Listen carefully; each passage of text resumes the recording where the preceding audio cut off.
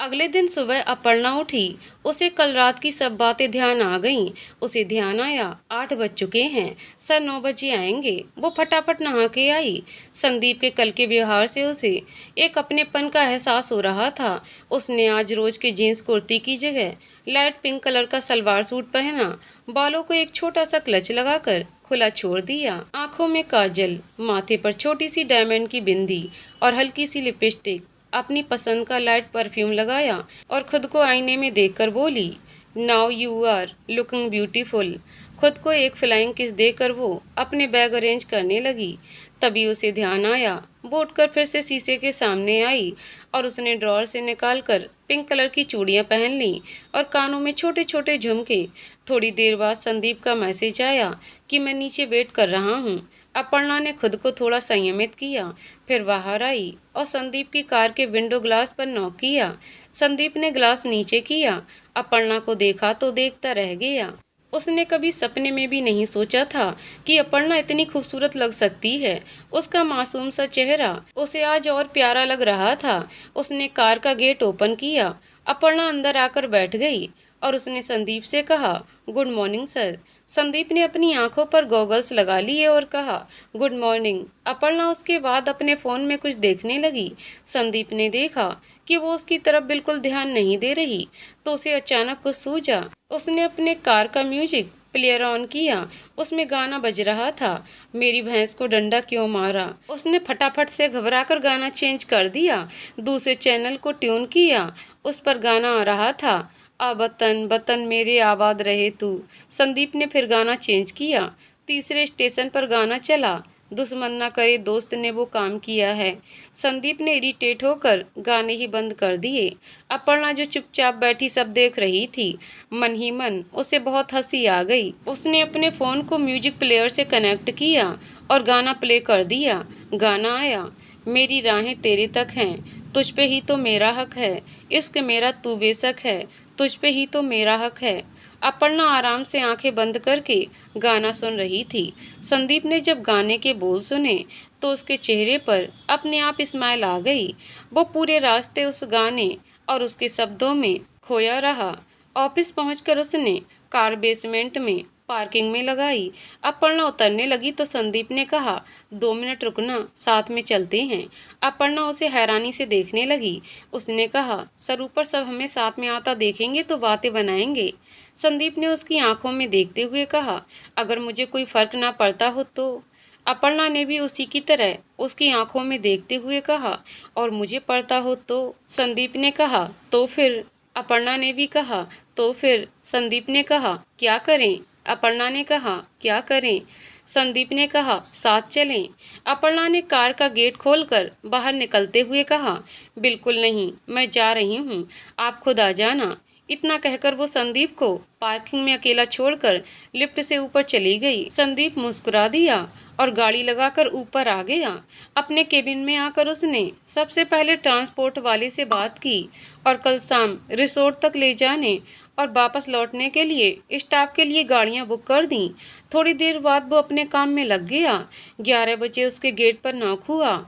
Office boy उसके लिए black coffee लेकर आया था। संदीप ने उसे देखा तो पूछा, अपर्णा कहाँ है। लड़के ने कहा, दीदी किसी से फ़ोन पर बात कर रही हैं, उन्होंने मुझे आपकी कॉफ़ी देने को कहा। संदीप कुछ नहीं बोला, चुपचाप कॉफ़ी पी ली और फिर अपने काम में लग गया। दोपहर में लंच के टाइम भी ऑफिस बॉय ही उसका खाना लगा के गया। रोज अपर्णा आकर उसे कहा करती थी, सर खाना लगवा दिया है, खा लीजिए। संदीप ने फिर पूछा, अपर्णा कहाँ है। लड़के ने कहा, वो नीचे निकिता मैडम है ना, उनका आज बर्थडे है, उन्होंने सबको आज कैंटीन में बुलाया है, सब लोग वहीं जा रहे हैं, अपर्णा मैडम भी वहीं गई हैं। संदीप ने कहा, ओके। उसे सुबह से अपर्णा का व्यवहार बहुत अजीब लग रहा था। उसे लगा वो जान के उसे इग्नोर कर रही है। उसने ऑफिस के पास ही एक शॉप पर फ़ोन किया और एक फ्लावर बुके और केक ऑर्डर किया और उसे कैंटीन में निकिता के पास भिजवाने को कहा। 10 मिनट में ही ऑफिस कैंटीन में सब सामान पहुंच गया। निकिता ने जब देखा तो उसने कहा, यार सर ने मेरे बर्थडे के लिए मुझे फ़ोन पर सुबह विश किया, मेरे लिए केक और बुके भी मंगवाया। मुझे लगता है सर को भी हमें इस पार्टी में बुलाना चाहिए था। उसने अपर्णा से रिक्वेस्ट किया कि प्लीज़ एक बार सर से पूछ कर देख, सर को यहाँ आना बुरा ना लगे तो मुझे बहुत खुशी होगी। केक कटिंग के टाइम पर सर आएंगे तो। अपर्णा ने फ़ोन डायल किया और संदीप से कहा, सर निकिता आपसे बात करना चाहती है, और फ़ोन निकिता को पकड़ा दिया।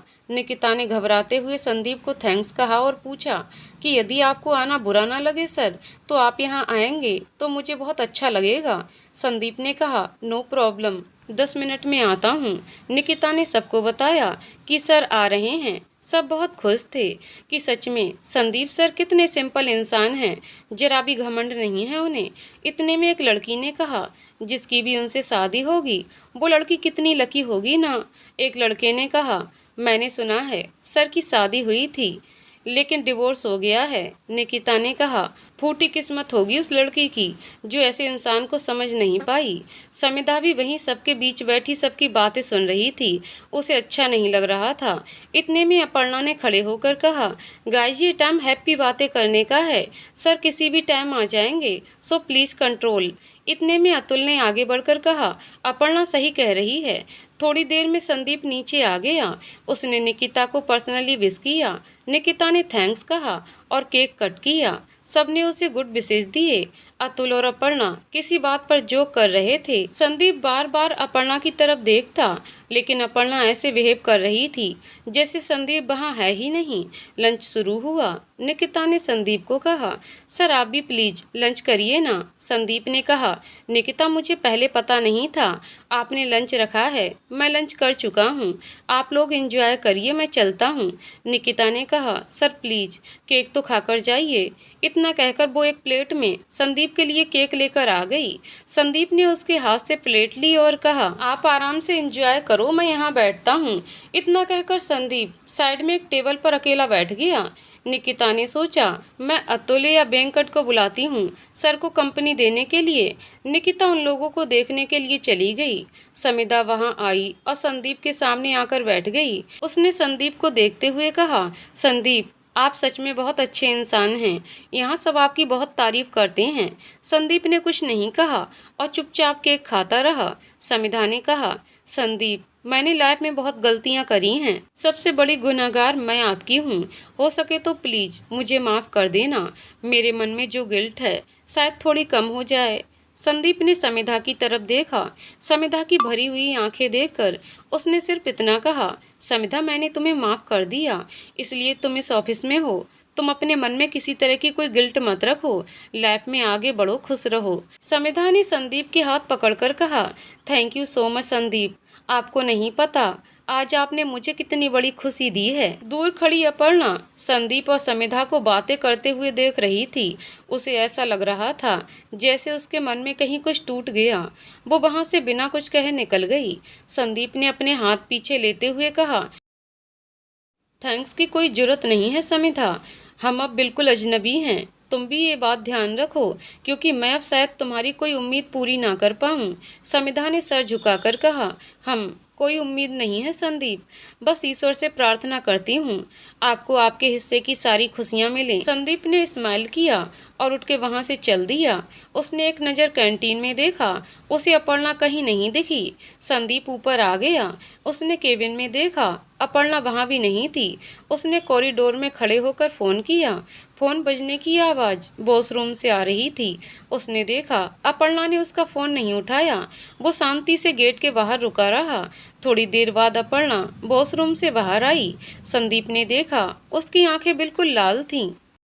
उसने पूछा, क्या हुआ अपर्णा, तुम ठीक हो? अपर्णा ने हम कहा और वहां से चल दी। संदीप वहीं खड़े खड़े कुछ सोचता रहा। उसने अपर्णा के केबिन में आकर पूछा, प्रॉब्लम क्या है? अपर्णा ने अपना काम करते हुए ही कहा, कुछ नहीं सर, आपको कुछ चाहिए क्या? संदीप ने कहा, हाँ। अपर्णा ने कहा, बोलिए। संदीप अपर्णा के एकदम नज़दीक आकर खड़ा हो गया और उसे कंधों से पकड़कर बोला, अपर्णा क्या हुआ है, तुम ऐसे क्यों बिहेव कर रही हो? मैंने कल के लिए माफ़ी मांग तो ली। अपर्णा की आंखें छलक आईं। उसने कहा, सर मैंने आपके लिए कल जो आपने कहा था स्पेशल विला वो बुक कर दिया है रिसोर्ट में। आज आपने कहा था ना सब क्लाइंट्स को मैं एक बार फिर से रिमांड करवा दूं, तो मैंने वो भी कर दिया है। आई थिंक सब निपट गया है। संदीप ने उसकी तरफ गुस्से से देखते हुए कहा। हम और उसके केबिन से बाहर निकल गया। थोड़ी देर बाद अपर्णा ने देखा कि ऑफिस बॉय संदीप के टिफिन पैक करके रख रहा है। उसने पूछा, सर ने खाना खा लिया ना? लड़के ने कहा, नहीं सर ने खाना नहीं खाया। उन्होंने कहा उन्हें भूख नहीं है। अपर्णा ने कहा, ओके। थोड़ी देर बाद उसने संदीप के लिए एक गिलास जूस का भिजवाया। संदीप ने पीने से मना कर दिया और वापस भिजवा दिया। शाम की चाय नाश्ता भी नहीं किया तो अपर्णा का मन दुखने लगा। उसने सोचा था कि वो संदीप से दूर रहेगी जब तक संदीप को अपने दिल के एहसास खुद समझ नहीं आ जाते। पर आज दिन में समिधा और उसे साथ बैठे देखकर अपर्णा को लगा कि शायद वो गलत थी। संदीप के मन में उसके लिए कोई फीलिंग्स है ही नहीं, वो ही गलत समझ बैठी है। उसने खुद को शांत किया और संदीप के केबिन में बिल्कुल नॉर्मल होकर गई और बोली, सर आपने चाय क्यों नहीं पी? दिन में खाना भी नहीं खाया, ऐसे नहीं चलेगा। चलिए मैं फिर से चाय लेकर आती हूँ, जल्दी से पी लीजिए। संदीप ने कुछ नहीं कहा, चुपचाप उठकर आया और चाय पीने लगा। अपर्णा ने आंख से इशारा किया कि नाश्ता भी करना है। संदीप ने वो भी बिना कुछ कहे खा लिया। संदीप ने कहा, अब मैं काम कर सकता हूँ? अपर्णा ने कुछ नहीं कहा। संदीप उठकर अपनी टेबल पर चला गया और काम करने लगा। अपर्णा भी अपने केबिन में आ गई। शाम के 6 बजे सब निकलने लगे तो उसने इंटरकॉम पर संदीप को फ़ोन करके पूछा, सर यदि अभी और कोई काम ना हो तो मैं जा सकती हूँ क्या? संदीप ने कहा, नहीं, और फ़ोन कट कर दिया। अपर्णा फिर से अपने केबिन में बैठ गई। उसने 7 बजे फिर से पूछा, सर मैं जा सकती हूँ क्या? संदीप ने फिर कहा, नहीं। वो अपने केबिन में इधर से उधर चक्कर काटती रही। जब 8 बज गए तो उसने फिर कॉल करके कहा, सर कोई काम भी नहीं है, प्लीज़ क्या मैं जा सकती हूँ? संदीप ने कहा, नहीं, और फ़ोन कट कर दिया। अपर्णा को अब गुस्सा आने लगा था। वो सीधा संदीप के केबिन में गई और बोली, सर जब कोई काम नहीं है तो आपने मुझे क्यों रोक रखा है? 8 बज गए हैं, मुझे लेट हो रहा है। संदीप ने बिना उसकी तरफ देखे कहा, जब आपने मेरी पीए का काम संभाला था मैंने बताया था आपको लेट हो सकता है, आपको घर सेफली छुड़वा दिया जाएगा। अपर्णा वहीं संदीप के रूम में सोफे पर बैठ गई। वो कभी अपना दुपट्टा अपनी उंगली पर लपेटती, कभी अपने बालों में उंगलियां फिराती। थोड़ी देर बाद उसका संयम जवाब दे गया। उसने कहा, सर मुझे बहुत तेज भूख लगी है, मैं जा रही हूँ। संदीप ने कहा, बस निकल रहे हैं। अपर्णा ने गुस्से से कहा, मुझे आपके साथ नहीं जाना, मैं खुद चली जाऊंगी। संदीप ने शांति से कहा, मुझे रिया ने जाने से पहले कहा था यदि तुम्हें ऑफिस से जाने में लेट हो तो तुम्हें छुड़वाने की जिम्मेदारी मेरी होगी। चलो अब। अपर्णा ने कुछ नहीं कहा। संदीप के पीछे पीछे चलने लगी। कार में भी चुप से बैठी रही। थोड़ी देर में संदीप ने एक रेस्टोरेंट के बाहर कार रोकी और अपर्णा से कहा, आओ। अपर्णा ने बाहर देखा और कहा, सर मुझे यहाँ नहीं खाना। संदीप ने कुछ नहीं कहा। वो फिर गाड़ी में आकर बैठ गया और कल वाले मॉल पर आकर गाड़ी रोक दी। उसने अपर्णा को फूड कोर्ट में लाकर कहा, पाव भाजी खानी है कि आज भी? अपर्णा ने मेनू देखकर कहा, छोले भटूरे। संदीप ने 2 प्लेट छोले भटूरे ऑर्डर किए। दोनों ने बिना कुछ भी कहे खाना खा लिया। वहां से उठकर संदीप उसे कल वाले ही शोरूम में ले गया और बोला, तुम्हें जो ड्रेस पसंद है ले सकती हो। अपर्णा ने फिर से वो गोल्डन ड्रेस चुन ली और संदीप ने कुछ नहीं कहा। उसने कुछ ड्रेसेस खुद भी ली थीं। सब लेकर वो काउंटर पर पेमेंट करने गया तो अपर्णा ने कहा, मेरी ड्रेस का पेमेंट मैं कर दूंगी। संदीप ने कहा, टोटल बिल 35,000 का हुआ है, या तो पूरा पे कर दो या मुझे करने दो। अपर्णा का ड्रेस 3,000 का ही था। उसने कुछ नहीं कहा और संदीप ने पेमेंट कर दिया। सारे बैग्स लेकर संदीप ने कार में रखे। अपर्णा फिर से बिना कुछ भी बात किए बैठी रही। उसने थोड़ा आगे जाकर कहा, सर मेरा पीजी पिछली वाली रोड पर रह गया। संदीप ने कुछ नहीं कहा, गाड़ी ड्राइव करता रहा। अपर्णा ने फिर कहा, सर आप इतनी रात को मुझे कहाँ लेकर जा रहे हैं? मेरा पीजी पीछे रह गया। संदीप ने कहा, भरोसा है मुझ पर? अपर्णा ने उसकी आंखों में देखकर हाँ में गर्दन हिला दी। संदीप ने कहा, तो फिर चुपचाप बैठी रहो जैसे इतनी देर से बैठी थी। अपर्णा ने इसके बाद कुछ नहीं कहा। आधे घंटे बाद संदीप ने उसी रिसोर्ट में गाड़ी लाकर रोक दी जो उन्होंने कल के लिए बुक किया था। इधर मुंबई में आज आकांक्षा की गोद भराई की रस्म चल रही थी। सब बहुत खुश थे। रिया ने आकांक्षा को बहुत सुंदर तैयार किया था। खुशी भी अपनी बुआ के आगे पीछे घूम रही थी। आकांक्षा की खुशी संभाले नहीं संभल रही थी। सबने उसे और उसके होने वाले बच्चे को बहुत आशीर्वाद दिए। आकांक्षा के पति आदित्य ने घर के लॉन में घर के मेल मेंबर्स के लिए अरेंजमेंट रखा था। ऋषभ वहाँ बहुत दिनों बाद आया था तो सबसे मिल रहा था। बाद में वो आदित्य के पास आकर बैठ गया, लेकिन उसका ध्यान बार बार रिया पर चला जाता। रिया आज बांधनी लाल साड़ी में उसे बहुत प्यारी लग रही थी। आदित्य ने ऋषभ को टीज करते हुए कहा, तेरे चेहरे से नजर नहीं हटती, नजारे हम क्या देखें। आदित्य का गाना सुनकर ऋषभ के चेहरे पर स्माइल आ गई। आदित्य ने कहा, ऋषभ भैया अब तो आप भी 3 से 4 हो जाओ। ऋषभ ने कहा, अरे आदित्य मैं तो कब से रेडी हूँ। रिया हाँ तो कहे। उसकी इस बात पर आदित्य हंस पड़ा। थोड़ी देर बाद रिया खुशी के लिए फ्रूट बॉल लेने बाहर आई तो ऋषभ उसे फिर देखने लगा। आदित्य ने देखा तो रिया को आवाज देकर बुला लिया। आदित्य बोला, भाभी आपके बिना यहाँ किसी का मन नहीं लग रहा। रिया ने आंखें बड़ी करके ऋषभ की तरफ देखा। आदित्य हंसते हुए बोला, वैसे भाभी आपकी शिकायत आई है आज। रिया ने हंसकर कहा, किसने कर दी आपसे हमारी शिकायत। आदित्य ने कहा, आपके प्यारे पतिदेव ने।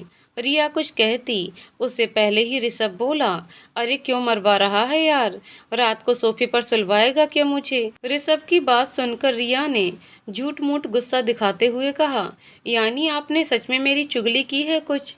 ऋषभ बेचारा मुंह लटकाकर खड़ा हो गया। आदित्य दोनों को देखकर हंस रहा था। ऋषभ ने उसकी तरफ देखकर कहा, क्यों फंसा रहा है मुझे, सच सच बता दे, मैंने कुछ नहीं कहा। रिया ने आदित्य की तरफ देखा तो आदित्य बोला, भाभी मैं ऋषभ से कह रहा था अब आप लोगों को भी 3 से 4 हो जाना चाहिए, पर इन्होंने कहा ये तो चाहते हैं लेकिन आपकी परमिशन नहीं मिल रही। रिया आदित्य की बात सुनकर हंस दी और बोली, हाँ ये शिकायत तो इन्हें मुझसे है। इतना कहकर वो वहां से चली गई। ऋषभ ने राहत की सांस ली और आदित्य से बोला, बेटा आकांक्षा को मैं ऐसा भड़काऊंगा ना, तुझे मारेगी वो पकड़कर। रिया अंदर आकर खुशी को फ्रूट्स खिलाने लगी। गीता जी आकांक्षा की सासू माँ से बातें कर रही थीं। थोड़ी देर बाद सबके लिए डिनर की टेबल्स लगा दी गईं। हंसी खुशी सबने साथ में खाना खाया। गीता जी ने कहा, अब परसों सुबह हम आकांक्षा को लेकर जाएंगे, फिर आप लोग भी डिलीवरी की डेट के आसपास आ जाइएगा। आदित्य ने कहा, सासू माँ मैं तो साथ भी चलने को तैयार हूँ। उसकी बात सुनकर सब हंस दिए और आकांक्षा शर्मा गई। खाने के बाद बहुत देर तक सब बातें करते रहे। फिर गीता जी ने कहा, अरे भाई आज सोना है या नहीं, इतनी देर हो गई। सबने कहा, हाँ चलिए अब सब रेस्ट करते हैं। आकांक्षा ने रिया, ऋषभ और खुशी के लिए एक रूम में अरेंजमेंट किया था और गीता जी और कपूर साहब के लिए दूसरे रूम में। खुशी भी नींदों में आ गई थी। ऋषभ खुशी को गोद में लेकर रूम में आ गया। रिया थोड़ी देर बाद गीता जी को उनकी रात की दवाई देकर रूम में आई। ऋषभ ने उसे देखते ही बाहों में भर लिया और बोला, सबकी चिंता है तुम्हें, बस मेरे पास आने में ही सबसे देर लगती है। रिया ने उसके गले में अपनी बाहें डालते हुए कहा, आज आदित्य जी से ऐसी शिकायत क्यों की। ऋषभ ने कहा, अरे मैंने कुछ नहीं कहा, वो ही मुझे बिना बात परेशान कर रहा था। रिया ने कहा, ऋषभ मैं आपसे कुछ कहूँ। ऋषभ ने उसके गालों पर उंगली फिराते हुए उसे अपने पास खींचकर करीब ले आया और बोला, जो बोलना है बोलो, तुम्हारी बातें ही तो मेरे जीवन की मिठास हैं। रिया ने कहा, ऋषभ मैं दूसरा बच्चा प्लान करना चाहती हूँ। मेरा भी मन है कि खुशी का कोई भाई बहन हो जिसके साथ वो हमेशा खेल सके, साथ रह सके। ऋषभ ने खुश होते हुए कहा, अरे मैंने कब मना किया, तुम जब बोलो हम सेकेंड चाइल्ड के लिए प्लान कर सकते हैं। मैं तो आज से अभी से रेडी हूँ। रिया ने कहा, ऋषभ मैं दूसरा बच्चा गोद लेना चाहती हूँ। भगवान ने हमें सब दिया है, सक्षम बनाया है। कितने ऐसे बच्चे हैं जिन्हें उनके माता पिता का प्यार नसीब नहीं होता, उन्हें पैदा होते ही सड़कों पर छोड़ दिया जाता है। कैसी जिंदगी होती है उनकी। जो अनाथ आश्रम में पलते हैं। क्यों ना ऐसे किसी बच्चे की जिंदगी को संवारा जाए। खुशी तो है ही हमारे जीवन में। ऋषभ ने सीरियस होकर कहा। रिया, जब हम अपना बच्चा कर सकते हैं तो फिर किसी अनजान बच्चे को घर में क्यों लाएं? और रही बात मदद की, तो वो तो हम वैसे भी कर सकते हैं। तुम चाहो तो हर महीने हम खुद अनाथ आश्रम में डोनेशन दे सकते हैं। रिया ने कहा। हाँ ऋषभ, डोनेशन तो दे सकते हैं, लेकिन उन्हें प्यार भी चाहिए होता है। अपना परिवार, अपनी माँ पिता, जो उन्हें संरक्षण, अपनापन दे सकें। पैसे से आप वो सब नहीं दे सकते ना। ऋषभ ने कहा। हाँ वो तो है, लेकिन ये बहुत बड़ा निर्णय है। कल खुशी यदि उस बच्चे को ना अपनाना चाहे, फिर क्या करोगी? रिया ने हंसकर कहा। ऋषभ, खुशी मेरी बेटी है, उसके संस्कार इतने भी कमजोर नहीं हैं। उसकी तरफ से आप निश्चिंत रहिए। मुझे सहमति आपकी चाहिए। यदि आप साथ हो तो ही मैं माँ, पापा, संदीप भैया से बात करूंगी। वो बच्चा पूरे परिवार का हिस्सा बनेगा। यदि सबकी सहमति होगी तो ही हम लेंगे, ताकि उसे कभी किसी की नाराजगी न झेलनी पड़े।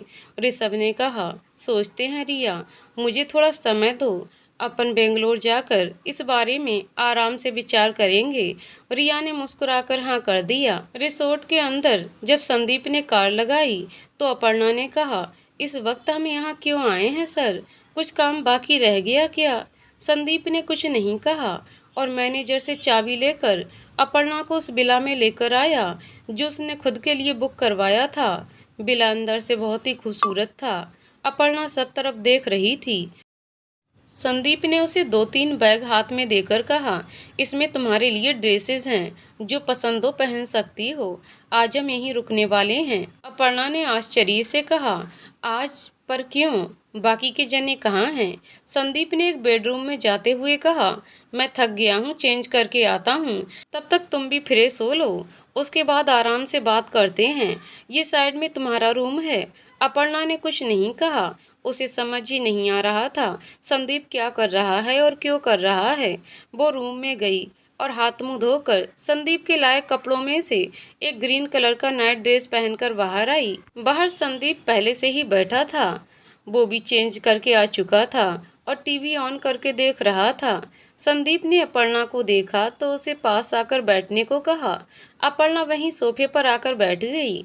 संदीप कुछ देर सोचता रहा, फिर उसने अपर्णा का हाथ थामकर कहा। अपर्णा, मुझे कुछ कहना है तुमसे। अपर्णा को लगा आज दोपहर में समिधा से शायद संदीप का पेचअप हो गया है और संदीप उसे वो ही बात बताना चाह रहा है। उसने संदीप की तरफ देखकर कहा। मुझे पता है सर। संदीप ने कहा। क्या पता है? अपर्णा ने खुद को संभालते हुए कहा। यही कि आपको आपका प्यार मिल गया है। अपर्णा की बात सुनकर संदीप के चेहरे पर स्माइल आ गई।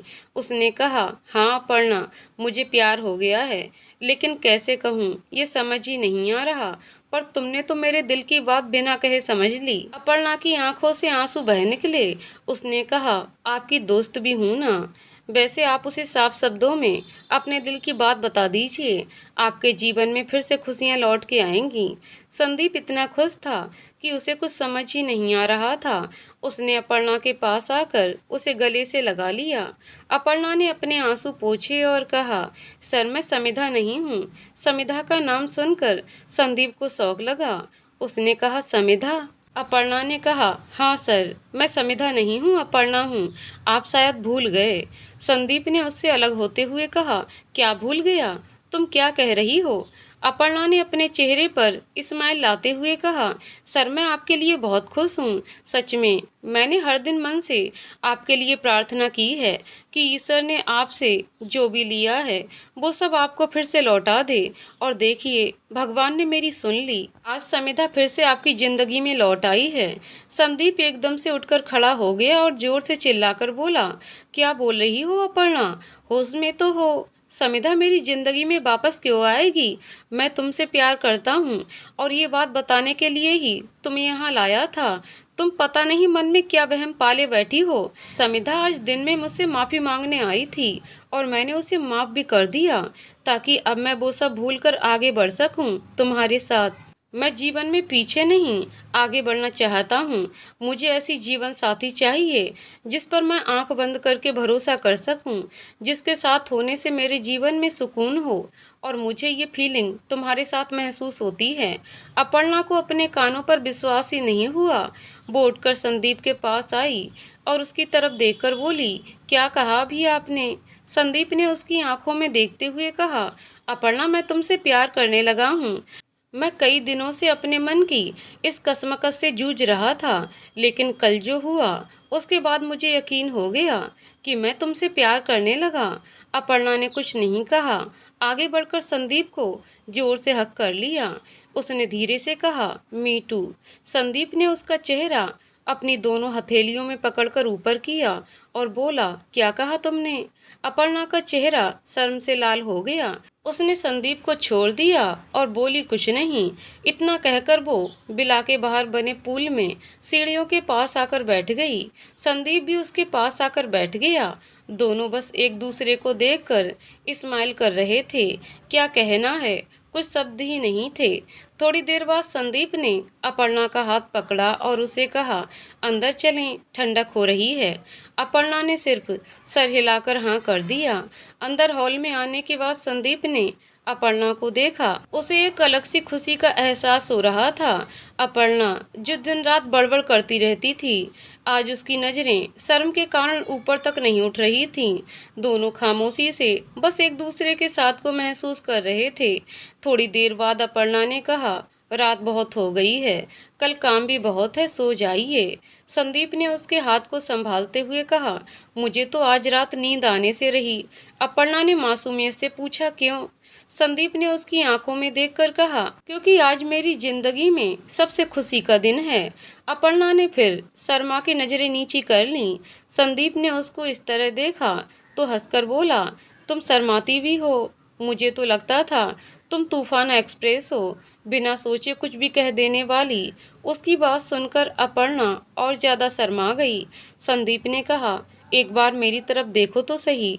अपर्णा ने बहुत हिम्मत करके संदीप की तरफ देखा। उसका दिल इतना जोरों से धड़क रहा था कि इस खामोशी में उसकी धड़कनें साफ सुनाई दे रही थीं। एक पल देखने के बाद उसने फिर नजरें झुका लीं। संदीप उसे देखकर सिर्फ मुस्कुरा रहा था।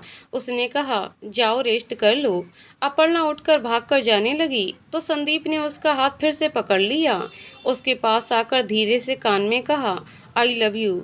अपर्णा सिर्फ मुस्कुरा दी। संदीप ने कहा, I said I love you. Aparna ने आहिस्ते से कहा, सुना मैंने। संदीप ने कहा, लेकिन मैंने कुछ नहीं सुना। मुझे तो किसी ने कुछ नहीं कहा। अपर्णा ने संदीप को हल्का सा धक्का दिया और वहां से भागकर अपने रूम में आ गई और गेट बंद करते हुए बोली, आप बहुत बेशर्म हो। संदीप भी हंसता हुआ अपने रूम में चला गया। अगले दिन सुबह अपर्णा जल्दी उठ गई। एक अजीब सा एहसास था, खुशी, घबराहट। वो विश्वास नहीं कर पा रही थी कि संदीप ने उससे प्यार का इजहार कर दिया है। वो स्माइल के साथ उठी और वॉशरूम में जाकर फ्रेश होकर तैयार होने लगी। आज उसने संदीप की लाइट ड्रेसेस में से एक टॉप और लॉन्ग स्कर्ट पहना था। ड्रेस फैशनेबल थी लेकिन सोबर भी। अपर्णा जब पहन के तैयार हुई तो उसे भी लगा कि वो काफ़ी अच्छी दिख रही है। उसने शैम्पू से बाल धोए थे तो उन्हें ऐसे ही खुला छोड़ दिया और बिना कोई मेकअप के खुद को ऐसे ही रहने दिया। वो रूम से बाहर आई। उसे लगा संदीप अब तक जाग चुका होगा, लेकिन बाहर कोई नहीं था। उसने संदीप के रूम में देखा तो वो आराम से सोया था। अपर्णा के चेहरे पर स्माइल आ गई। वो वहीं गेट पर से वापस बाहर आ गई। उसने हॉल में आकर रूम सर्विस को कॉल किया और 2 अदरक वाली चाय और ब्रेकफास्ट के लिए उपमा यहाँ भिजवाने को कहा। वो फिर संदीप के रूम में आई। संदीप अब भी गहरी नींद में सोया था। उसने कहा, सर उठ जाइए, सुबह के 8 बज चुके हैं। संदीप ने नींदों में ही थोड़ी आंख खोलकर देखा और फिर से सो गया। अपर्णा ने देखा तो उसे हंसी आ गई। उसने फिर से कहा, सर उठ जाइए, लेट हो रहा है। संदीप ने एकदम से उसे उठकर पकड़कर अपने आगोश में ले लिया और बोला, क्या बड़बड़ कर रही हो? यहाँ कौन सर है? अपर्णा संदीप की बात सुनकर फिर से शर्मा गई। उसने धीरे से कहा, छोड़िए मुझे और जल्दी से नहाकर तैयार हो जाइए। संदीप ने उसके बालों से आ रही महक को सूंघते हुए कहा, सब बात मान लूँगा, पहले मुझे मेरे नाम से बुलाओ। अपर्णा ने उलझन से कहा, मैं आपको नाम से कैसे बुला सकती हूँ? संदीप ने कहा, ठीक है मत बुलाओ, और अपर्णा को अपनी बाहों में भर के फिर से लेट गया। अपर्णा ने कहा, सर प्लीज़ छोड़िए मुझे। संदीप ने स्माइल के साथ कहा, नाम से बोलो मुझे पहले। अपर्णा ने झूठा गुस्सा दिखाते हुए कहा, नहीं ले सकती आपका नाम, अब जाने दीजिए मुझे। संदीप ने आंखें बंद किए हुए ही पूछा, क्यों नहीं ले सकती? अपर्णा ने कहा, ओफो, आप समझते क्यों नहीं हो? अगर मैं ऐसे नाम से बोलूँगी और गलती से मेरे मुंह से ऑफिस के बाकी जनों के सामने भी निकल गया तो सबको पता चल जाएगा। संदीप ने उसे चिढ़ाते हुए कहा, क्या पता पड़ जाएगा? अपर्णा ने कहा, यही कि आप और मैं। संदीप ने कहा, हाँ आप और मैं। अपर्णा ने संदीप को जोर से धक्का दिया और उठते हुए बोली, आप सच में बहुत बेशर्म हो। संदीप ने हंसते हुए कहा, मैं तो सबको बता देना चाहता हूँ कि ये दुनिया की सबसे प्यारी लड़की अब से मेरी है। I love her and she also loves me. Aparna ने अपने सर पर हाथ मारते हुए कहा, प्लीज़ किसी को कुछ मत बताना। संदीप ने कहा, क्यों नहीं बताना? मैं अभी थोड़ी देर में फ़ोन करके सबसे पहले ऋषभ और रिया को बताऊंगा। क्या हुआ? संदीप ने नामे गर्दन हिला दी। वो वहीं थोड़ी देर अपर्णा के कंधे पर सिर रखकर आंखें बंद करके बैठा रहा। अपर्णा ने प्यार से उसके बालों में अपनी उंगलियां फेरते हुए कहा, आप ठीक हो? संदीप ने वैसे ही बैठे रहते हुए कहा, तुम खुश हो ना? संदीप की बात सुनकर अपर्णा शर्मा गई और धीरे से बोली, हम। संदीप ने अपनी आंखें खोली और अपर्णा से बोला, चलो काम पर लगते हैं, आज का दिन बहुत स्पेशल है। अपर्णा ने भी स्माइल कर दिया और संदीप के साथ बिला से बाहर आ गई। रिसोर्ट में शाम के प्रोग्राम की तैयारी शुरू हो चुकी थी। वर्कर्स अपने काम में लगे हुए थे। सब तरफ डेकोरेशन चल रहा था। संदीप और अपर्णा ने आकर सब तरफ देखा। अच्छे से सब काम चल रहा था। थोड़ी देर बाद ऑफिस से कई और स्टाफ मेंबर्स जो आज के डेकोरेशन कमेटी में थे वो भी पहुंच गए। अपर्णा भी उन सभी के साथ मिलकर काम में लगी हुई थी। संदीप ने सभी से कहा, यहाँ का काम आप लोग मिलकर संभाल लीजिए, मुझे कुछ काम से थोड़ी देर के लिए ऑफिस जाके आना है। सबने कहा, सर आप आराम से जाइए, यहाँ का सब काम हो जाएगा। दोपहर तक पूरा काम निपटा के स्टाफ के सभी जने लंच के लिए बैठ गए। थोड़ी देर बाद रिसेप्शन से कॉल आया। अपर्णा को फ्रंट गेट पर कोई बुला रहा था। जब अपर्णा वहां पहुंची तो देखकर खुश हो गई। आज शाम के लिए जिस फेमस सिंगर अंगद को बुलाया था वो अपनी टीम के साथ आ चुका था। अपर्णा भी उसकी बहुत बड़ी फैन थी। वो सबको रिसीव करके अंदर ले गई। रिसोर्ट के एक विला में उनके लिए सब प्रबंध किया गया था। अपर्णा ने उन सबसे भी कहा, आप लोग सफ़र करके आ गए, अभी लंच शुरू ही हुआ है, जल्दी से फ्रेश होकर आ जाइए, फिर हमारे साथ ही लंच कर लीजिए। सबने हाँ कहा और उन्हें वहीं छोड़कर अपर्णा बाहर अपने फ्रेंड्स के पास आ गई। शाम के 4 बजे समिधा और बाकी के स्टाफ मेंबर्स भी रिसोर्ट पहुंच गए। सब बहुत खुश थे। कंपनी पार्टी तो हमेशा होती थी एनिवर्सरी पर, लेकिन इस बार का माहौल ही अलग था। उस पर इतना खूबसूरत रिसोर्ट। समिधा अपनी टीम मेंबर नीता, अतुल, सलभ के साथ बैठी थी। सबको मस्ती करता देखकर वो मुस्कुरा रही थी। सलभ जो उसके पास ही बैठा था, उसने समिधा से कहा, समिधा तुम इतना चुप चुप क्यों रहती हो? तुम हम सब के साथ खुश नहीं हो क्या? समिधा ने कहा, नहीं ऐसी बात नहीं है, मुझे टाइम लगता है मिक्स होने में। थोड़ी देर बाद वहाँ घूमता हुआ अंगद आ गया। वो भी वहीं उनके साथ बैठ गया। नीता भी उसकी फैन थी। सबके रिक्वेस्ट करने पर वो गाना गुनगुनाने लगा, तू मिले दिल खिले और जीने को क्या चाहिए। अचानक गाते गाते उसका ध्यान समिधा पर चला गया। वो उसे गौर से देखने लगा, फिर अचानक से बोला, if I am not wrong, तुम समिधा हो ना? समिधा ने कोई रास्ता ना देखकर कहा, हाँ अंगद, मैं 7 साल में इतनी भी नहीं बदली हूँ कि तुम मुझे पहचान ना सको। अंगद खुश होकर उठकर आया और उसे गले से लगा लिया और बोला, व्हाट ए प्लीजेंट सरप्राइज यार, तुम मुझे यहाँ मिलोगी सोचा ही नहीं था। समिधा ने उसे देखकर स्माइल कर दिया। बाकी के टीम मेंबर्स भी बोले, वाह समिधा, तुम सुपर सिंगर अंगद को जानती हो, ये बात तुमने तो हमें बताई नहीं। समिधा ने कहा, मुझे कहाँ पता था कि अंगद आज के प्रोग्राम में आने वाला है, मुझे भी यहीं आकर पता चला। अंगद और मैं ग्रेजुएशन में साथ पढ़े हैं। अंगद ने अचानक हंसते हुए पूछा, अरे समिधा, ऋषभ कहाँ है? तुम दोनों के अब तक तो 2 बच्चे भी हो चुके होंगे। ऋषभ का नाम सुनकर समिधा थोड़ा सकपका गई। वो कुछ कहती उससे पहले ही अंगद फिर से बोला, तुम दोनों की लव स्टोरी तो यार, आज भी हम फ्रेंड्स मिलते हैं तो हमेशा याद करते हैं।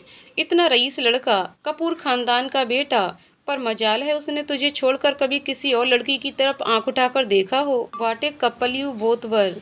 वैसे ये संदीप कपूर भी तुम्हारी फैमिली का ही है ना?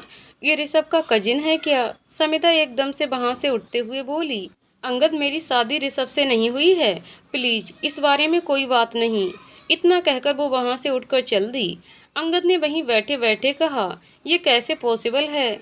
ऋषभ तो इससे इतना प्यार करता था। उसने पास बैठे सलब से कहा, यार तुम्हारे पास ऋषभ का नंबर है क्या? मुझे उससे बात करनी है। सलब ने अपने फ़ोन से ऋषभ का नंबर अंगद को दे दिया। अंगद ने एक साइड में चेयर लगा ली और ऋषभ को फ़ोन डायल किया। 1-2 रिंग के बाद ऋषभ ने फ़ोन उठाया। अंगद ने कहा, हाय ऋषभ, अंगद बोल रहा हूँ, तेरा बैचमेट, मुंबई सेम बैच, याद आया? ऋषभ ने याद करते हुए कहा, अंगद चौहान राइट? अंगद ने हंसते हुए कहा, या कहाँ है भाई तू? मैं आज बेंगलोर आया हुआ हूँ एक शो के लिए। आई थिंक शायद तेरे ही रिलेटिव का है, संदीप कपूर। ऋषभ ने आश्चर्य से कहा, तू कपूर कंपनी के एनिवर्सरी सेलिब्रेशन के लिए आया है? अंगद ने कहा, हाँ। ऋषभ ने हंसकर कहा, संदीप मेरे सगे बड़े भैया हैं, तू हमारी ही कंपनी के लिए आया है। अंगद ने कहा, वाओ, लेकिन तू है कहाँ यार? I want to meet you. Rishabh ने कहा, अरे यार, कल रात में छोटी बहन की गोद भराई थी और उधर ये प्रोग्राम, तो मैं मेरी फैमिली और डैड मॉम के साथ मुंबई आया हूँ। कल लौटूंगा, फिर मिलता हूँ तुझसे। अंगद ने कहा, भाई तेरी फैमिली, यानी तूने शादी कर ली? ऋषभ ने हंसकर कहा, शादी की उम्र में ही शादी की है भाई, बाल विवाह नहीं किया जो तुझे इतना झटका लग रहा है। एक 5 साल की बेटी भी है मेरी। अंगद ऋषभ की बात सुनकर थोड़ा परेशान सा हो गया। ऋषभ उसे अपनी जिंदगी में खुश लग रहा था, पर समिधा, हुआ क्या दोनों के बीच? उसने रुककर ऋषभ से पूछा, तेरा और समिधा का ब्रेकअप हो गया था क्या? फिर कुछ सोचते हुए बोला, अच्छा अच्छा, तू तो यूएस गया था ना एमबीए करने, ले आया वहां से नई बंदी? ऋषभ ने चौंक कर कहा, अरे नहीं यार, तू गलत समझ रहा है। मेरे इंडिया आने से पहले समिधा ने किसी और से शादी कर ली थी। मेरे पास आगे बढ़ने के अलावा कोई ऑप्शन नहीं था। अंगद को भी ये बात सुनकर शौक लगा। वो बोला, आई एम सॉरी यार, मुझे नहीं पता था। तभी वो मुझे यहाँ मिली और मैंने तेरे लिए पूछा तो वो अपसेट हो गई। वैसे उसे आज देखा तो बहुत दुख हुआ मुझे। कितना बदल गई है पहले से। कॉलेज में कितना टसन में रहती थी, अब तो चेहरा ही बस वही है, बाकी तो बिल्कुल बदल गई। ऋषभ ने कहा, वक्त सब बदल देता है यार, मैं कल आ रहा हूँ वहाँ, फिर मिलते हैं। अंगद ने कहा, श्योर, मेरा नंबर सेव कर ले, मैं हूँ अभी बेंगलोर में 5-7 दिन। ऋषभ ने कहा, ठीक है, चल फिर बाय। अंगद वहां से उठकर अपने टीम मेंबर्स के पास चला गया। नीता, सलब और अतुल धीरे धीरे बात कर रहे थे। नीता ने कहा, शौकर था ना, तुम में से किसी ने भी सोचा था कि समिधा ऋषभ सर की एक्स है? सलब बोला, छोड़ यार, उन दोनों का पर्सनल मैटर है। नीता ने कहा, हाँ है तो, लेकिन तुम लोगों को शायद ये नहीं पता कि समिधा को जॉब रिया मैम के कहने से मिली है।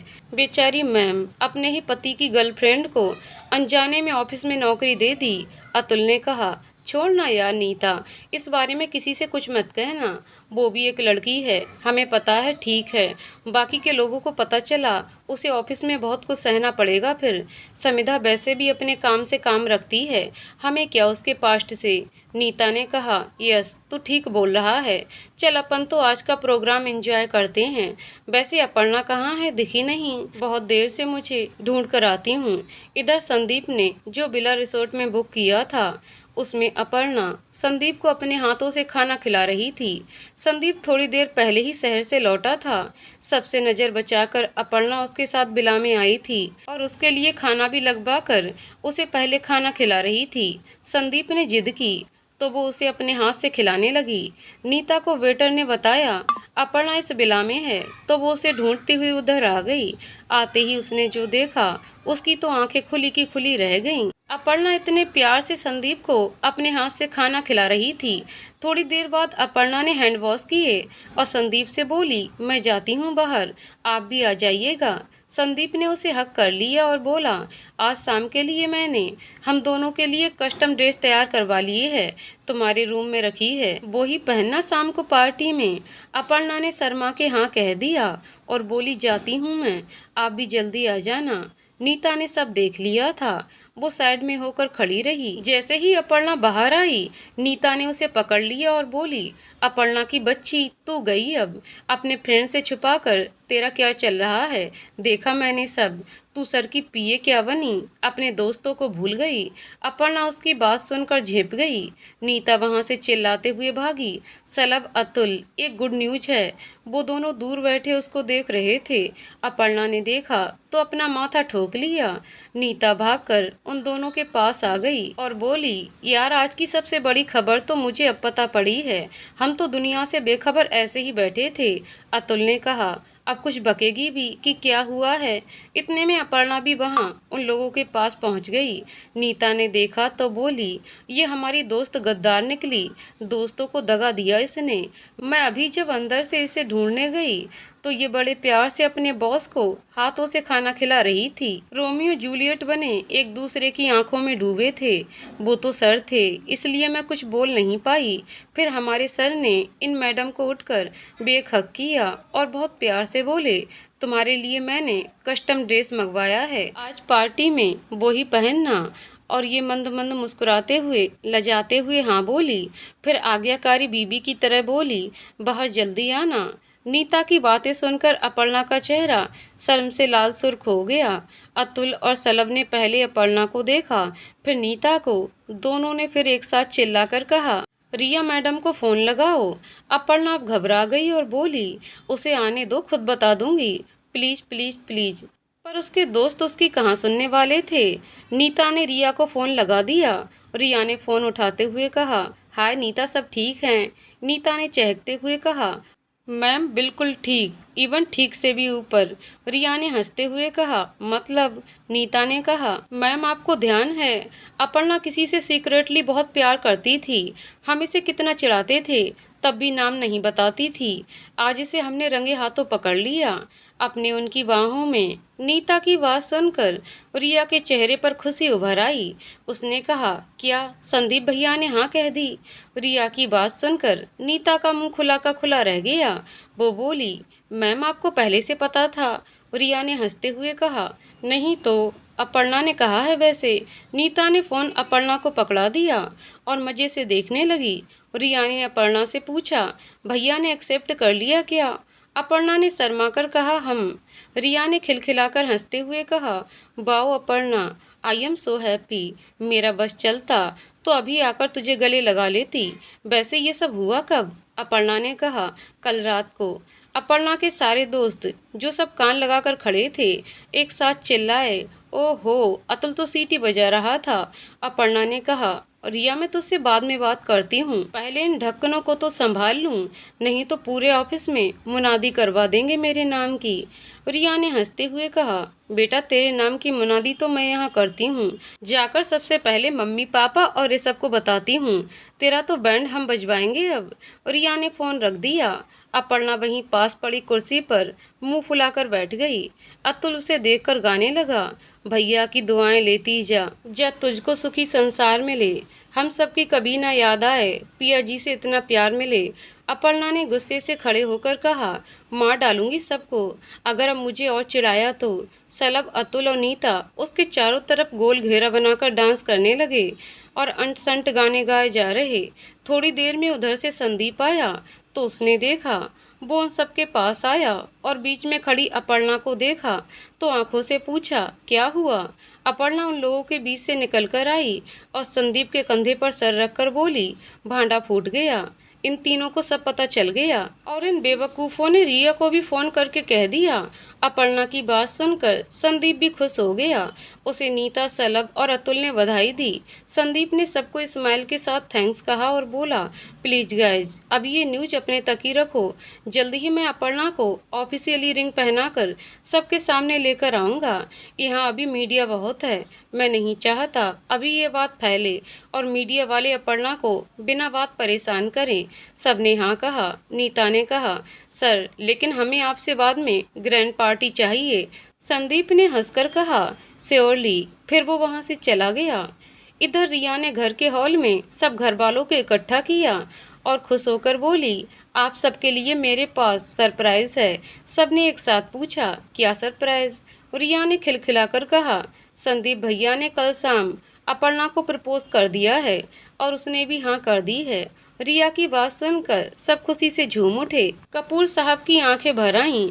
उन्होंने तो उठकर रिया को गले लगा लिया और बोले, तू सचमुच की परी है, असंभव को संभव कर दिया तूने।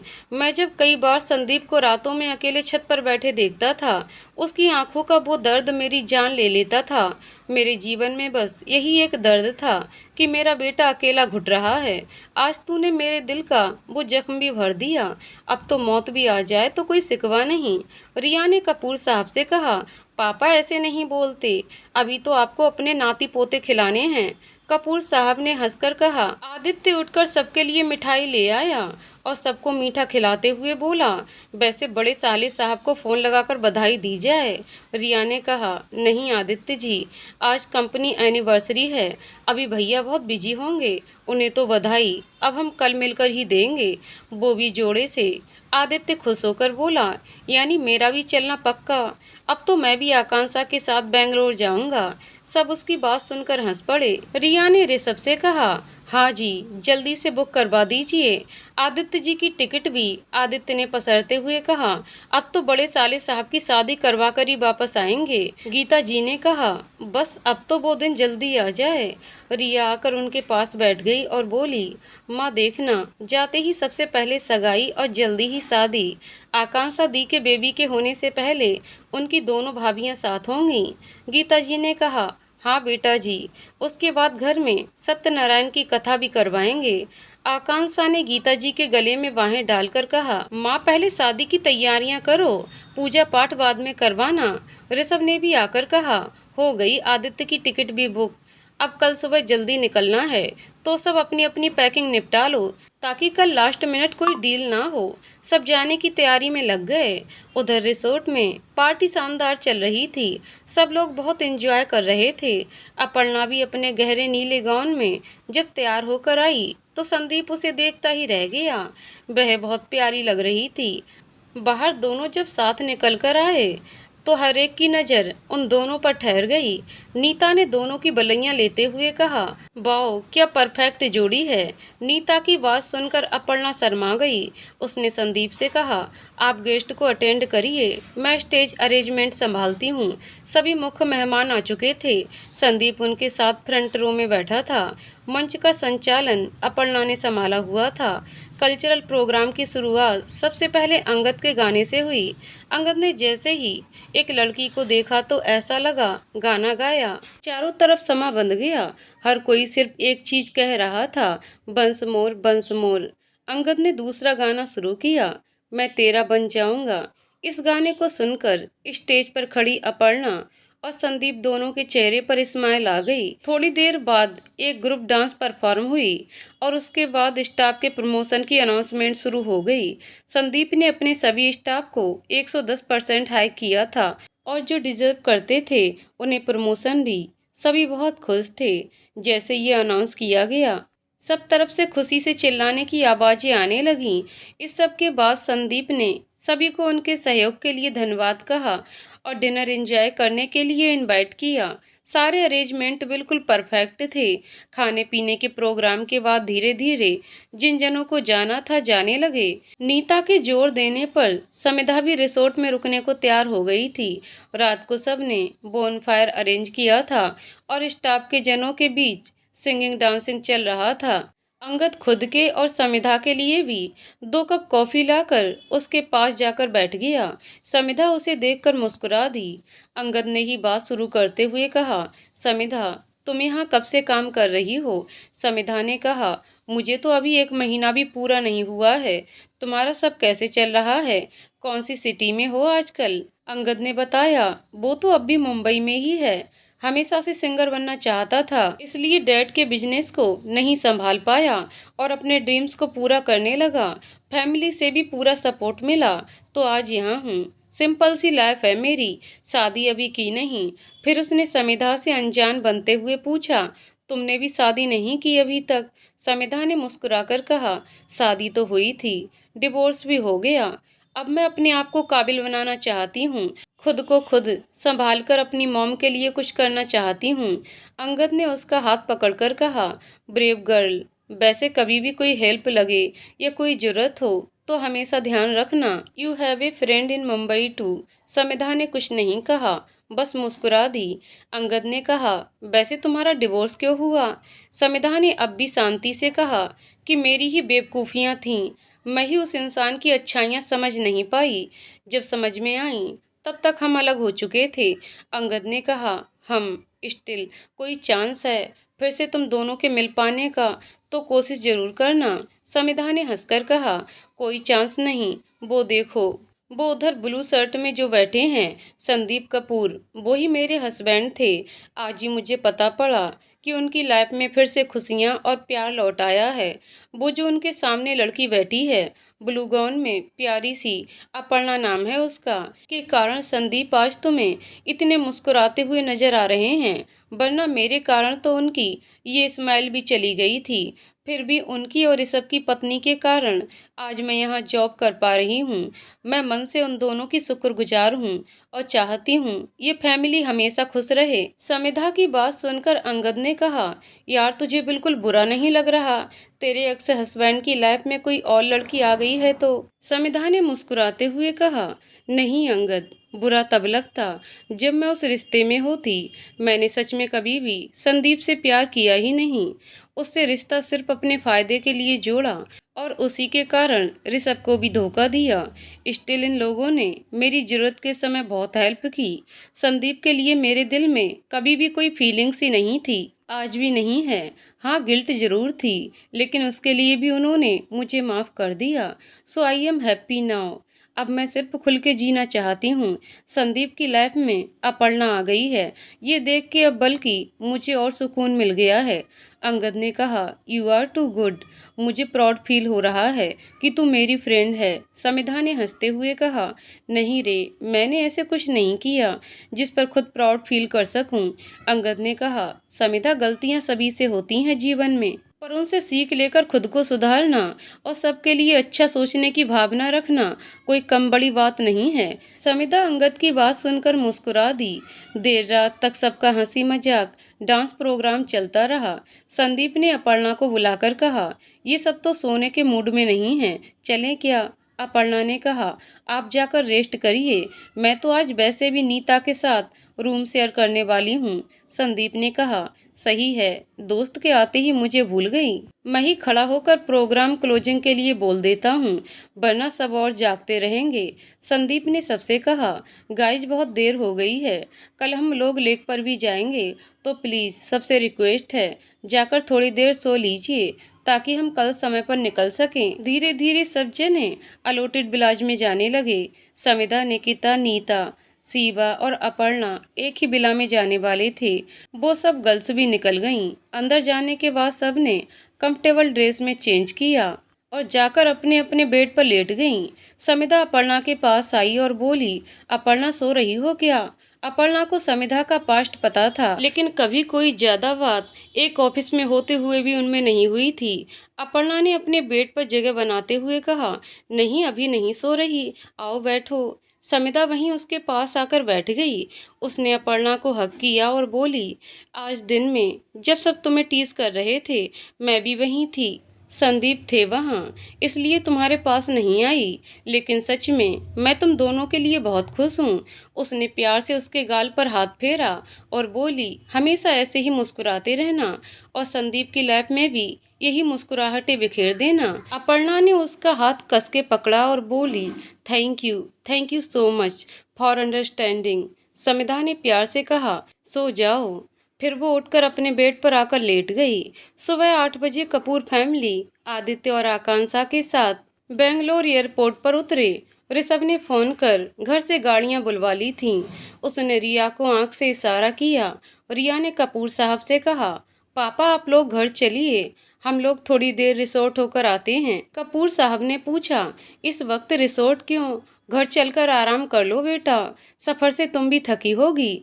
रिया ने मुस्कुराकर कहा, संदीप भैया और अपर्णा से मिलने की खुशी में कोई थकान हुई ही नहीं पापा, हम रिसोर्ट में ही थोड़ी देर रेस्ट कर लेंगे। वैसे भी रिसोर्ट यहीं एयरपोर्ट से सिटी जाने के रास्ते पर है। कपूर साहब ने कहा, ठीक है तुम लोग जाओ, लेकिन खुशी को हम घर ले जाते हैं ताकि वो सो सके।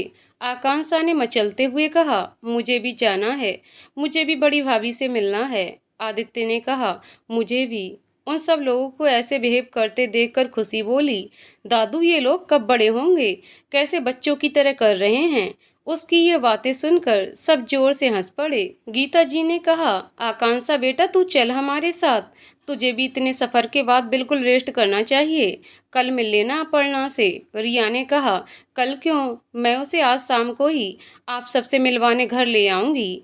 आकांक्षा ने कहा, ओके, और आदित्य की तरफ देखा। आदित्य ने कहा, तुम मुझे घूर घूर कर मत देखो, मैं तो जाऊंगा ऋषभ और रिया के साथ। रिया ने आकांक्षा से कहा, डोंट वरी दीदी, मैं पक्का प्रॉमिस करती हूँ, अपर्णा को घर ले आऊंगी जल्दी। आकांक्षा ने स्माइल करके कहा, ओके भाभी। फिर सब अपने अपने रास्ते के लिए निकल गए। आदित्य, रिया और ऋषभ थोड़ी ही देर में रिसोर्ट पहुंच गए। उन्होंने देखा सब लेक पर जाने की तैयारी कर रहे हैं।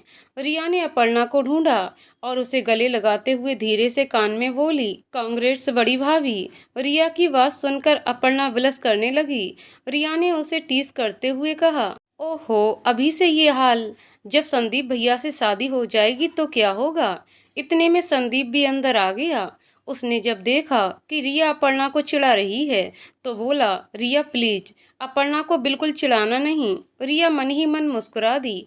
तभी आदित्य और ऋषभ भी अंदर आए।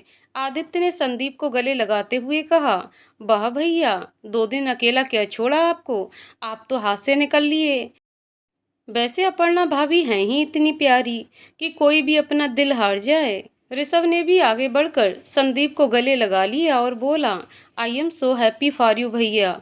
संदीप और अपर्णा उनकी बात सुनकर मुस्कुरा दिए। संदीप ने कहा, तुम लोग जल्दी से फ्रेश हो जाओ, मैं ब्रेकफास्ट लगवाता हूँ, फिर लेक पर चलते हैं। ऋषभ, रिया और आदित्य तैयार होने चले गए।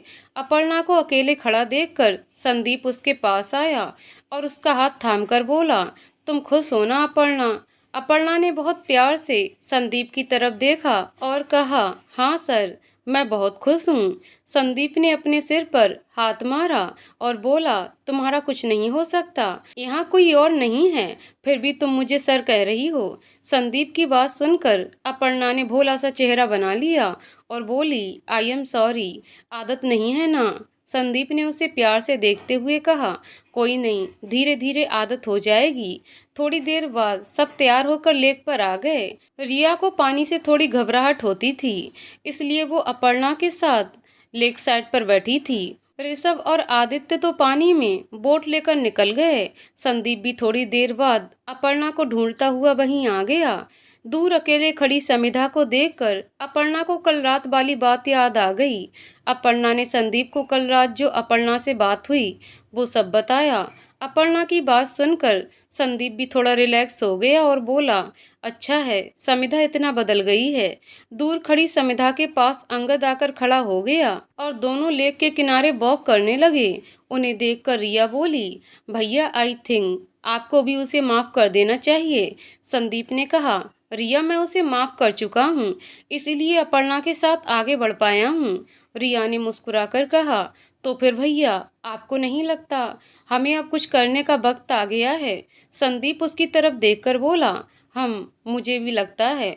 अपर्णा ने कंफ्यूज होकर पूछा, क्या करोगे आप लोग? वो सच में बदल गई है, भगवान करे उसे अब कोई और तकलीफ ना मिले लाइफ में।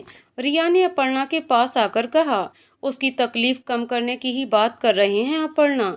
संदीप ने अपर्णा को अपने सामने बिठाते हुए कहा, तुम्हें नहीं पता अपर्णा, वो कितना बुरा वक्त था मेरी लाइफ का। जब समिधा ने जो किया मुझे पता पड़ा तो मैं नफरत की आग में जल रहा था।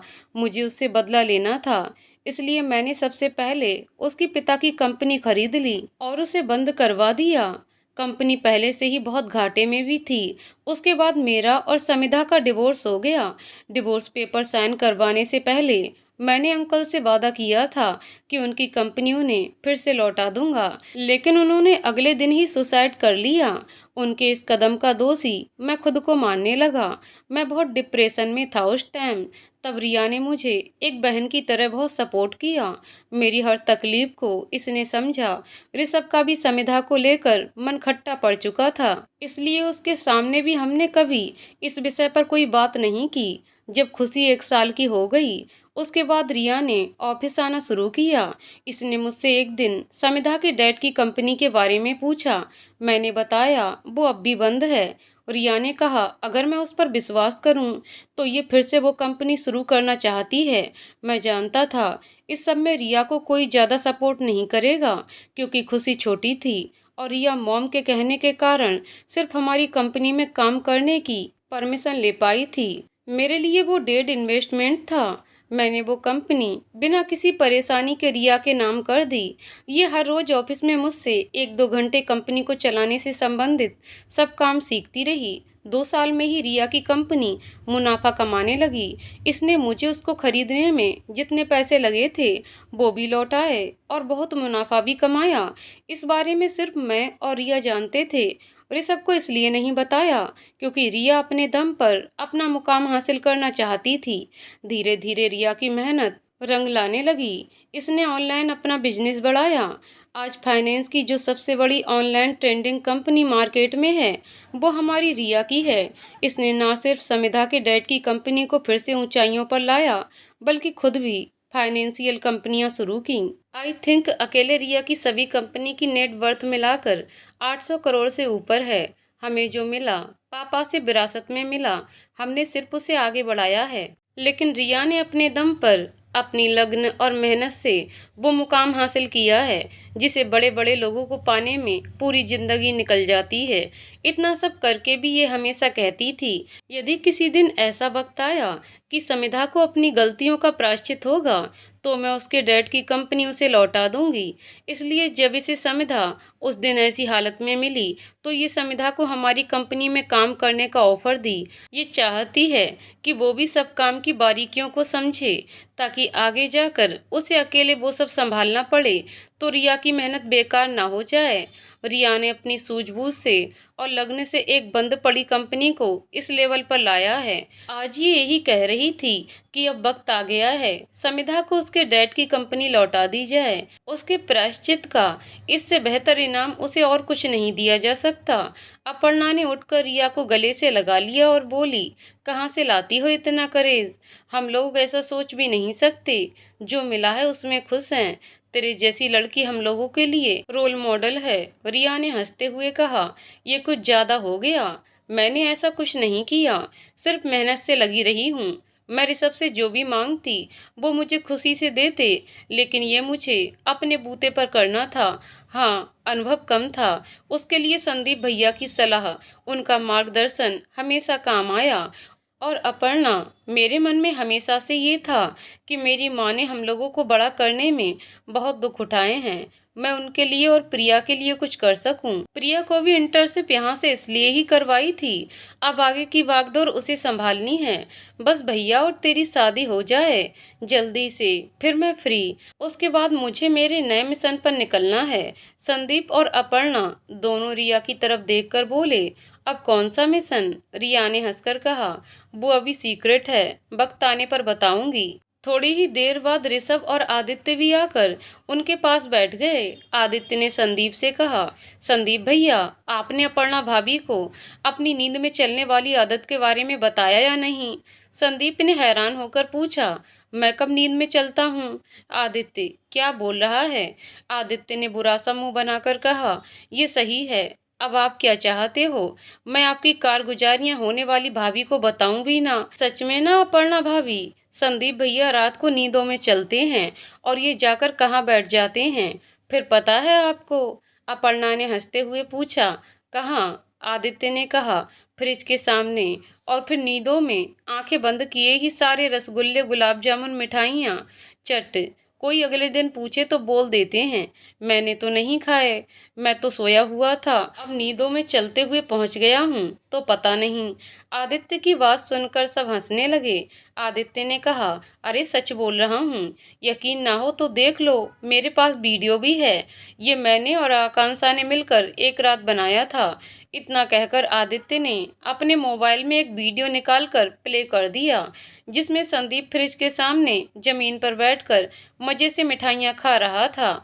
थोड़ी देर बाद आकांक्षा ने सामने आकर कहा, भैया आप यहाँ क्या कर रहे हो? संदीप ऐसा दिखाने लगा जैसे वो नींदों में उठकर आ गया हो और नींदों में मिठाइयाँ खा रहा है। आकांक्षा ने उसका हाथ पकड़ा, उसे उसके रूम तक छोड़ आई। सबने जब ये वीडियो देखा तो जोर जोर से हंसने लगे।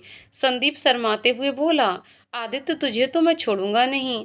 इतनी देर से आदित्य उठकर वहां से भाग गया और पीछे पीछे संदीप को इस तरह खुल के मुस्कुराते देखकर ऋषभ ने रिया को हक करते हुए कहा, ये सब तुम्हारी वजह से।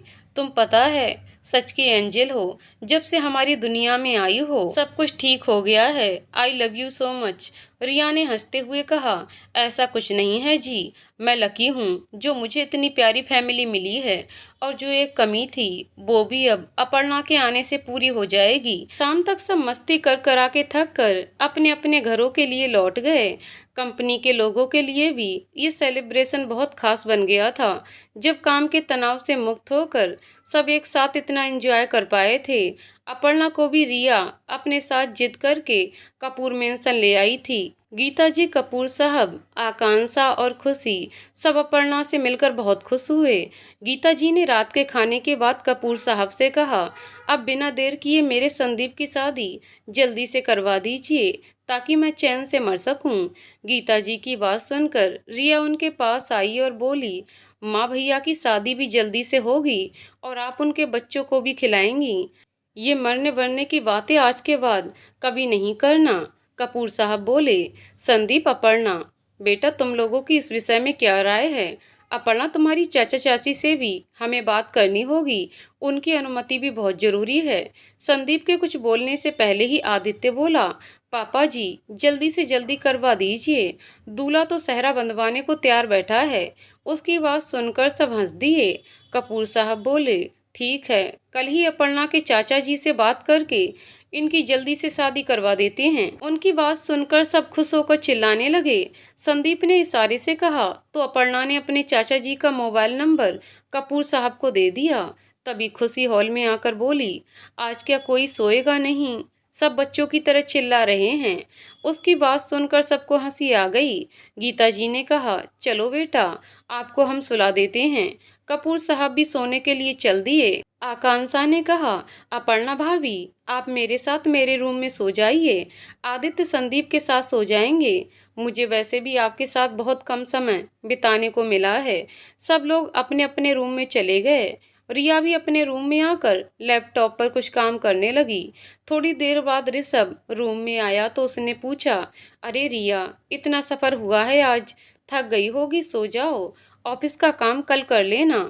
रिया ने स्माइल करके कहा, ऑफिस का काम नहीं है ऋषभ, संविदा के नाम उसके पापा की कंपनी के पेपर्स ट्रांसफ़र करवाने हैं ना, वो ही लॉयर को भेज रही हूँ। कल मैं चाहती हूँ ऑफिस आने के बाद ये काम पूरा कर दूँ। आज मैंने संदीप भैया से भी इस बारे में बात कर ली थी, उन्हें कोई आपत्ति नहीं है। ऋषभ ने कहा, अच्छा, वैसे मैं अभी मॉम डैड से बात करके आ रहा हूँ। तुमने जो मुझे कल बच्चे को अडॉप्ट करने के लिए बात की थी, उस बारे में उनकी राय जाननी थी। रिया ने एक्साइटेड होते हुए पूछा, क्या बोले डैड मॉम? ऋषभ ने प्यार से रिया को बाहों में भरते हुए कहा, हाँ कह दी, पापा तो बहुत खुश हुए। उन्हें तुम पर इतना प्राउड फील होता है कि तुम सबके लिए इतना अच्छा सोचती हो, सबका इतना ख्याल रखती हो। लेकिन मैं ये चाहता हूँ कि बेबी अडॉप्ट करने के साथ साथ हम उसके जैसे और बच्चों के लिए भी अगर कुछ कर सके तो जरूर करें। रिया ने हंसते हुए कहा, हाँ हाँ ऋषभ, जरूर करेंगे। आप नहीं जानते आज आपने मुझे कितनी बड़ी खुशी दी है। Thank you so much. Rishabh ने कहा, सिर्फ थैंक यू और कुछ नहीं। रिया ने आंखें बड़ी बड़ी करते हुए कहा, हाँ सिर्फ थैंक यू। अब जाइए, आप सो जाइए, मैं ये काम खत्म करके आ जाऊंगी। ऋषभ मुंह लटकाकर बोला, अच्छाई का तो जमाना ही नहीं रहा। हमें लगा हम आपको खुश करेंगे तो कुछ इनाम मिलेगा, लेकिन नहीं। मैं बेचारा गरीब पति अकेले सोने के अलावा क्या कर सकता हूँ। उसने देखा रिया ने कोई रिएक्शन नहीं दिया और अपने काम में लगी है, तो वो चुपचाप आकर बेड पर सो गया। रिया उसे ऐसे करते देखकर हंस दी और अपना काम करने लगी। थोड़ी देर में रिया सब काम खत्म करके आकर बेड पर लेटी तो देखा ऋषभ सो चुका है। उसने प्यार से उसे ब्लैंकेट उड़ाया और उसके माथे को धीमे से चूमकर बोली, आई लव यू खूब सारा। ऋषभ ने एकदम से आंखें खोलकर उसे अपनी बाहों में भरते हुए कहा, मीटू कितना इंतजार करवाती हो, पता है मैं कब से वेट कर रहा था। ऋषभ की बात सुनकर रिया हंस दी और बोली, अच्छा जी, तो ड्रामा कर रहे थे आप कि सो चुके हो। ऋषभ ने रिया को हक करते हुए कहा, तुम्हारे बिना कैसे सो जाता, इतनी सुंदर और प्यारी बीवी है मेरी, तुम्हारे बिना तो मुझे नींद भी नहीं आती।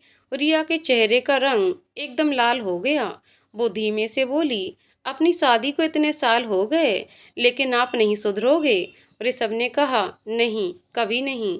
और हमेशा की तरह ऋषभ की बाहों में रिया सुकून की नींद सो गई। कल के नए उजाले के साथ अपनी जिंदगी के नए मिशन के लिए। तो दोस्तों कहानी यहीं पर समाप्त होती है। दोस्तों आपको कहानी कैसी लगी कमेंट करके जरूर बताइएगा। कहानी पसंद आई हो तो वीडियो को लाइक शेयर करें और चैनल को सब्सक्राइब करें। कहानी को पूरा सुनने के लिए बहुत बहुत धन्यवाद दोस्तों।